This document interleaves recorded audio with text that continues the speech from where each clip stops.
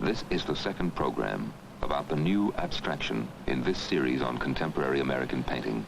The previous program dealt with the lyrical colorism of Morris Louis and Kenneth Noland. Other younger abstract painters have also rejected the formal premises of abstract expressionism, pushing on in another direction into a cool, minimal art. I was born in a suburb outside of Boston, Malden, Massachusetts, and I went through the grammar schools there and was interested a little bit in the art teacher coming to draw on the blackboard the turkeys at Thanksgiving, and I liked the drawing part of all the classes. Prep school at Andover, I got involved with a program there which was large and extensive. Going to school and doing everything else, I still managed to find a lot of time because I was sort of encouraged, I guess, in a way, to paint a lot and to look at paintings a lot. And I got the point of Mondrian, like, right away, and I liked it. At 29, Frank Stella is an old-timer on the New York art scene.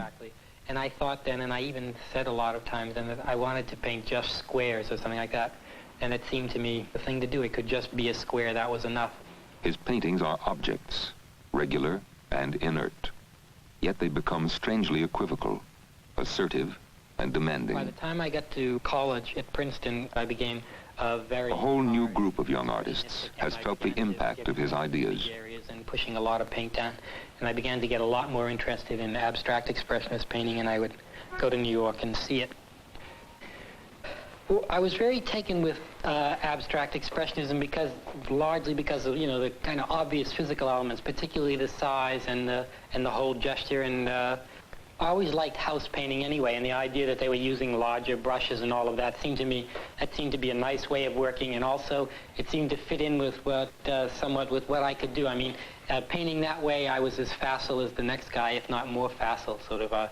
I could throw it around. I wasn't quite so inhibited about making a mess, and in fact, since a lot of the thing in a place like Princeton was kind of obvious, we were given the architect studio, and the bigger the mess you made, the more of a scene it was, and so it was just play. It was nice to be as messy as you could, and I enjoyed it.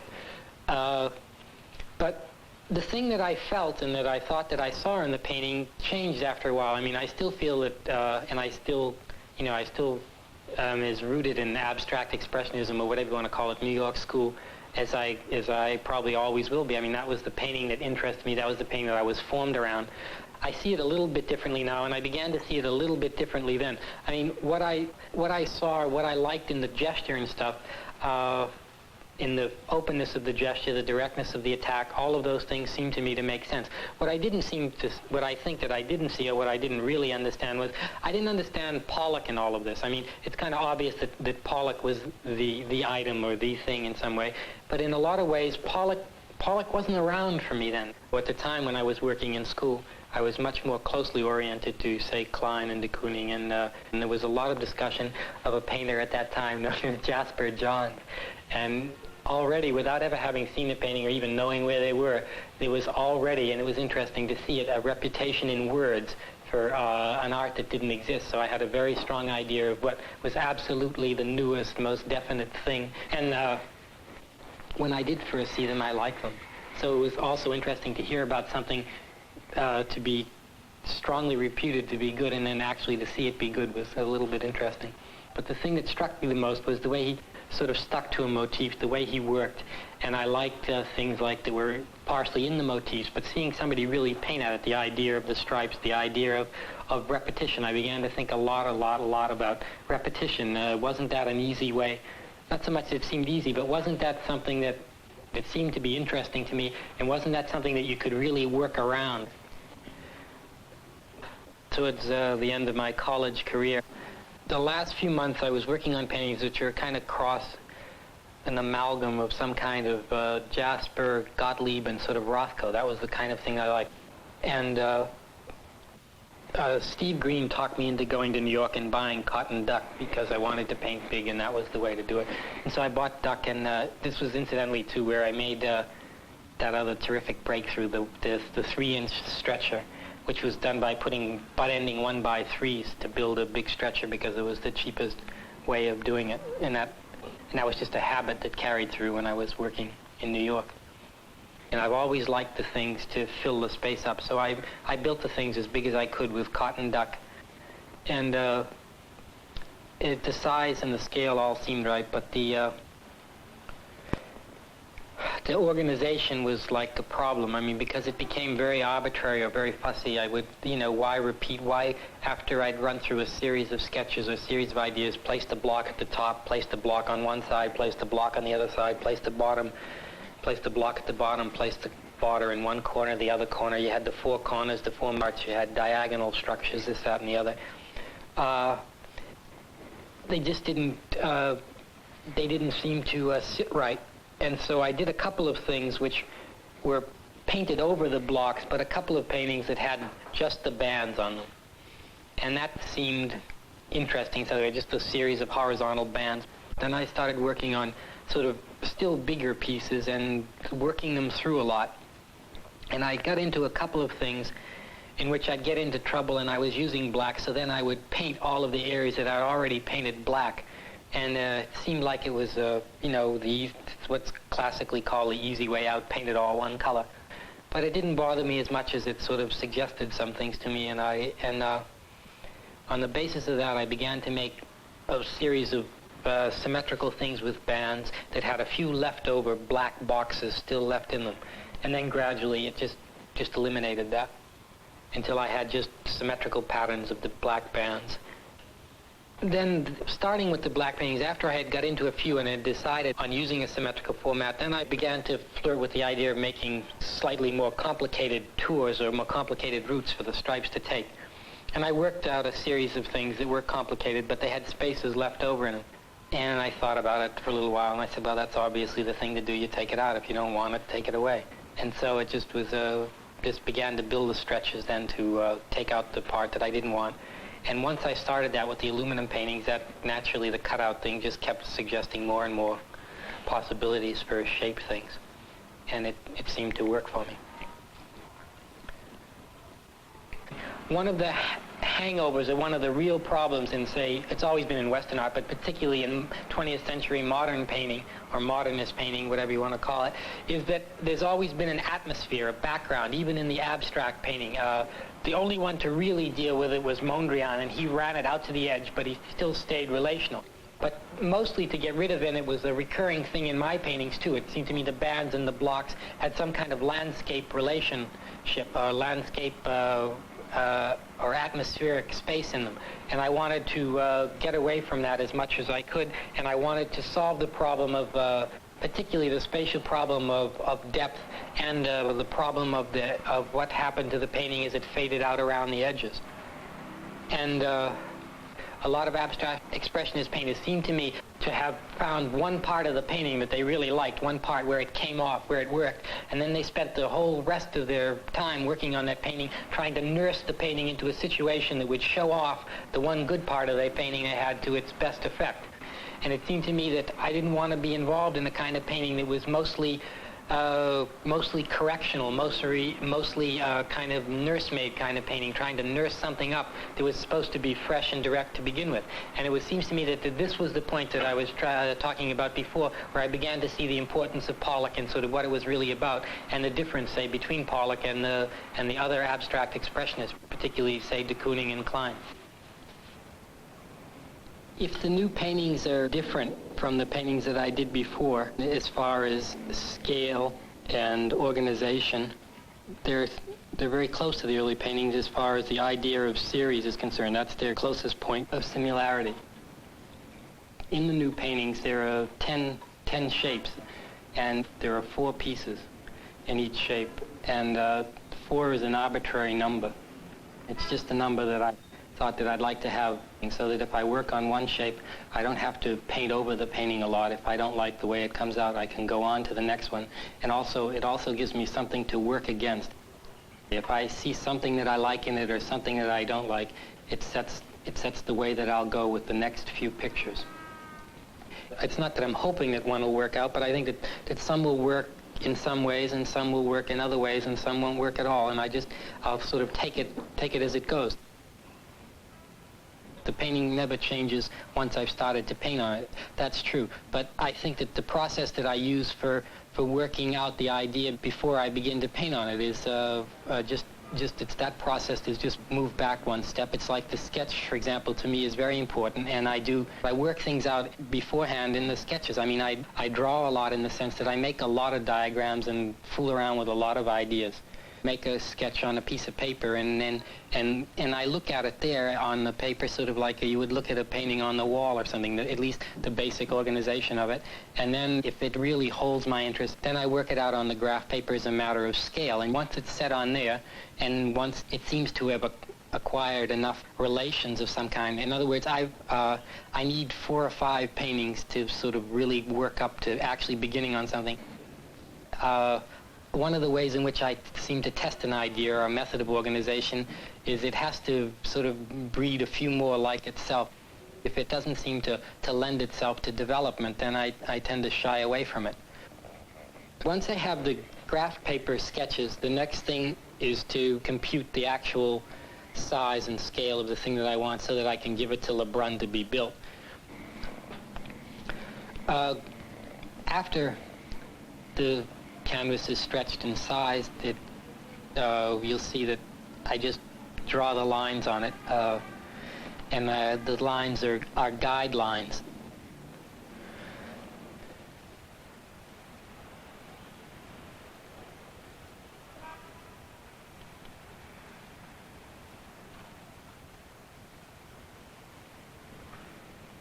The line in these paintings is essentially the same as in the stripe paintings. It's a guideline which indicates a kind of blank space, a space between the painted areas, and I paint up to either side of the line, and I essentially follow it. In the stripe paintings, I followed it by eye. In these paintings, since the areas are so big, it seems to me easier to do it with the tape, and I use a fairly cheap grade of tape which bleeds slightly, gives me a slightly irregular edge. A really straight line is not what I want, and I'm happy with the line that I've gotten out of this tape and the way that it's worked out. It seems to me just uneven enough to hold the color and to work as a separation between the colors. After laying on the tape, it's just a matter of choosing the colors, and it seems to me, as far as this series of paintings is concerned, it's the only real problem. It's the only thing that I have to do right. And I think the preference for industrial paints, obviously epoxy for enamel surface. These colors are largely manufactured in what you would call tints. They have a lot of white in them, and the effects that I get would be slightly duller than you can get in something like artist colors like Liquitex. Now, my colors are not going to have the kind of crispness or the kind of intensity, say, of Liquitex or Magna. And why I want this slightly dull finish, why I prefer these colors, I don't know. It's a question of surface.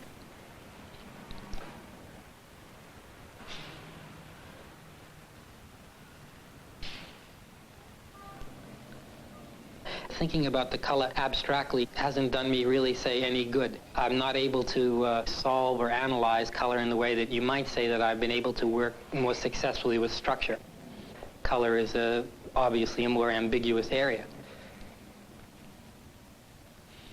It becomes finally, for me, a matter of preference.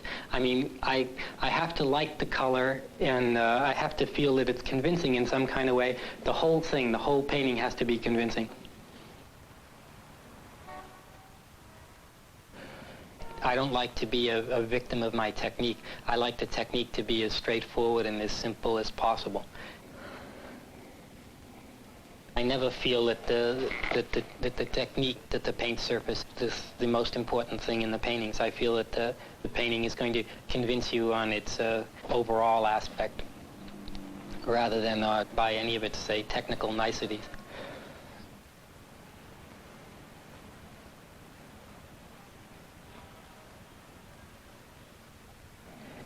I do think that a good pictorial idea is worth more than a lot of manual dexterity.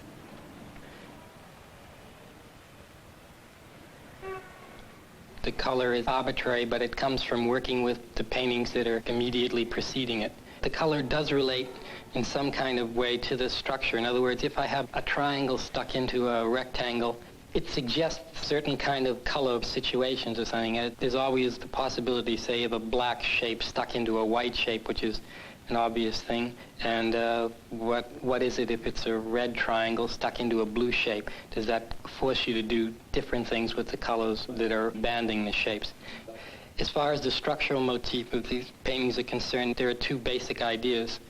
The first is the basic shape, say, of two interpenetrating shapes of some kind, a triangle into a square, and the action or or whatever is going on in the painting is reinforced by bands. There are bands around the triangle and there are bands around the rectangles. And what seems important there is where the edges and the points meet in this relationship, and to draw around them seemed to be a natural way of dealing with it. As far as people looking at my work, as far as that goes, I wanted people to be able to see the paintings directly and sort of unequivocally. In other words, the emphasis on the surface and the rigid quality of the paintings to keep people from moving around in the paintings, so that the paintings are sort of non-atmospheric, non-resilient. There's sort of not room to roam around, so that it's almost only one way you really can see the paintings. The real point of the paintings is that they're supposed to be self-evident and they're supposed to be easy to see and easy to understand. I don't know why people would be threatened about seeing so little in my paintings. After all, I mean, how little is there in the paintings? There's a certain number of stripes, a certain amount of units, there's a certain amount of activity going in them. I find Frank's work terrifically willful. I mean, almost like the Matisse's. You get to the Matisse's and, like, bam, there's no hesitancy there. The result of the painting, when you look at it, is a great willfulness or great strength. I think Frank's main genius lies in his sense of scale and proportion, which is just fabulous. There's nobody that could make shapes that are so arbitrary in a sense, but look so right. As far as the relationship of Stella's work to my work, well, he encouraged me, so to speak. I exhibited in the Village Art Show one year, and a guy...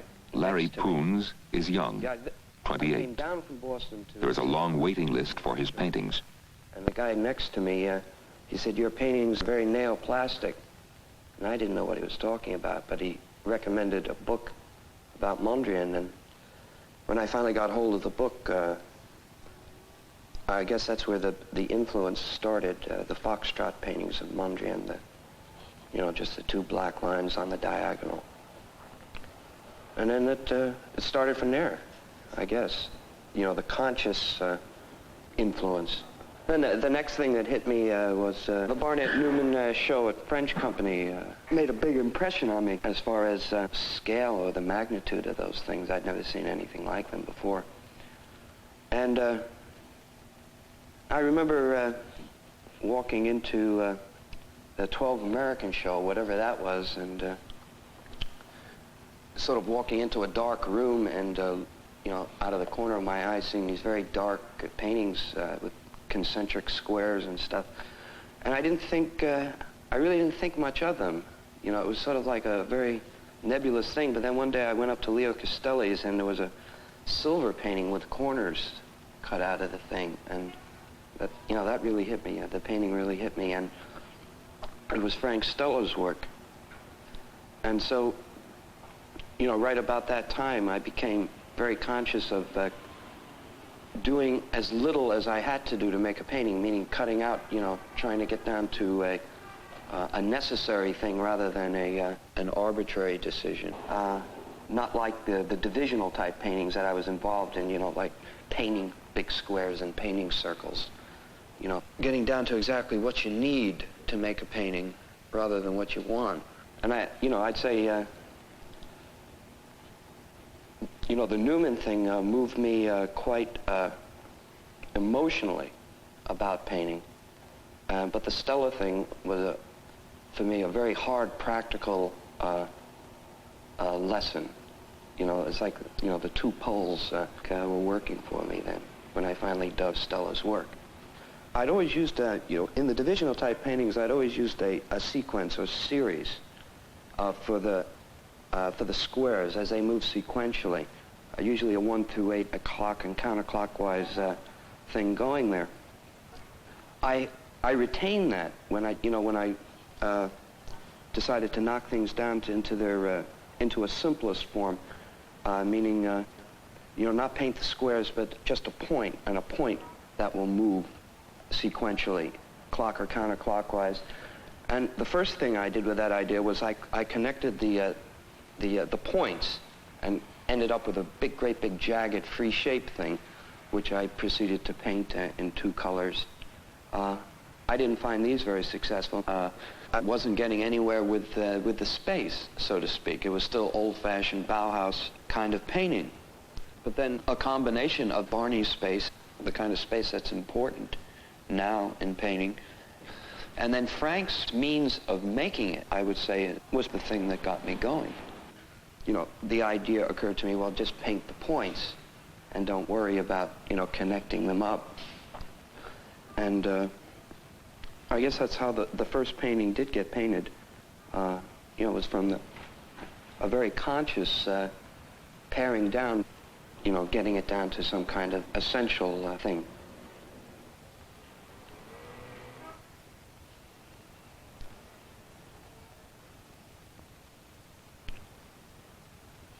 But then, of course, I'm not all crazy hipped up about polka dots, as some people call them, or ellipses. That's not the subject matter of the painting. They are a means in which, you know, like I can get at the problems that I'm involved in painting, of creating space in the expansion of the space, of the limited space that the canvas affords you. And I'm not involved, I don't think, in simplicity or purity per se. You know, like the neoplasticists, perhaps, you know, were directly involved in that kind of thing. A painting might end up suggesting simplicity or suggesting purity. But as far as that being the reason why I do certain things, it's not the reason I do them. You know, like I'm trying to break through composition. Arrangement, you know, break through the obvious things that are set up in a painting to, you know, to arrive at the unimportance of any one particular thing in the painting in relationship to the other things. You have to take in the whole painting. You just can't simply say, well, this is very pretty here, and this is a nice thing going on here. You might say it's perhaps a kind of neutrality that I try to set up in the paintings. And then the same thing also applies to the color. You know, say you're working with a yellow painting, and, well, if you use red in the painting, you know, just the quality of red, it's more dominating than, say, a yellow on the yellow. And the problem would be to still use red, but not have it assume any more importance than the yellow on yellow.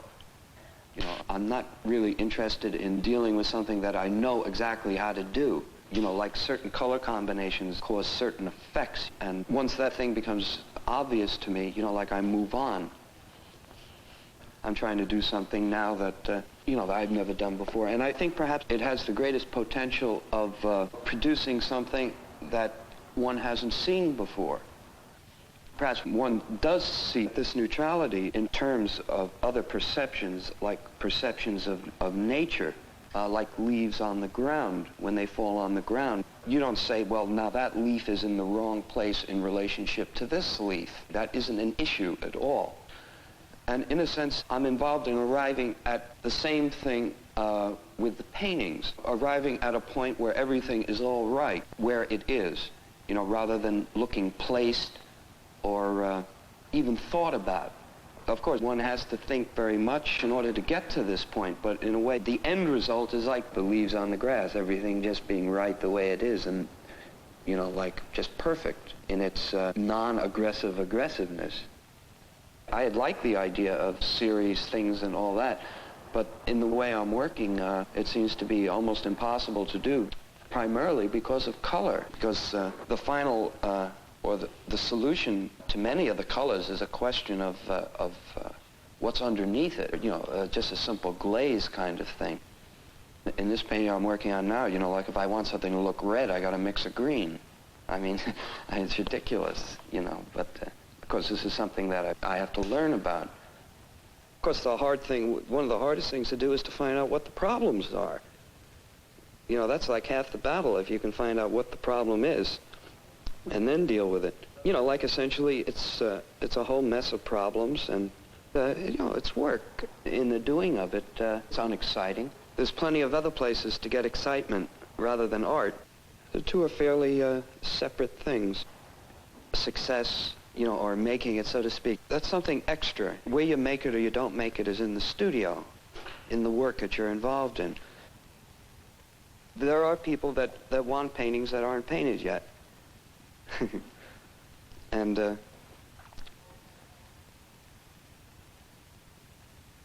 it doesn't make you sleep any easier at night, or it doesn't, you know, like, I'm not, you know, like it doesn't bug you, you know, it doesn't bug me, meaning it doesn't make me sleep easier and it doesn't make me sleep uneasier, so to speak.